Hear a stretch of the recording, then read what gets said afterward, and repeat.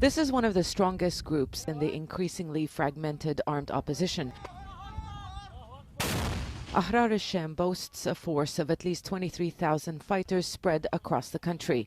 From the beginning, the Syrian opposition has seen ideological clashes and now increasingly armed conflicts too.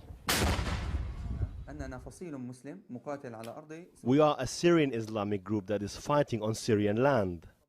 And that is one thing that sets them apart from the al-Queda linked groups like Jabhat al-Nusra.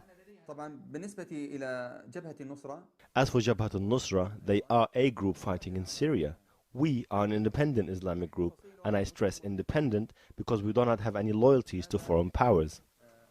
Their vision for the future differs too. They see post-Assad Syria as an Islamic state with the rights for minorities, but their state is still Syria.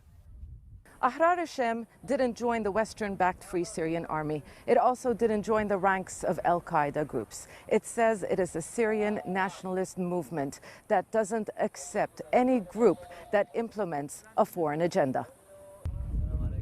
Ahrar al-Sham says it gets its funding from individual donors. What is clear is the group's rank and file are mainly Syrians, and Ahrar al-Sham prefers to keep it that way.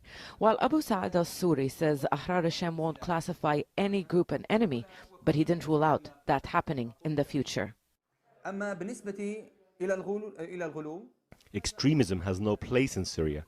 We do not impose on people what they cannot tolerate.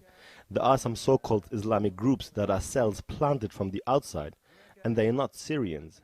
And anyone who has policies against the people of Syria, at the right time we will take the position that we need to take. There have been confrontations between the different groups over power and ideology. Ahrar al-Sham is now trying to resolve what it calls misunderstandings between individuals.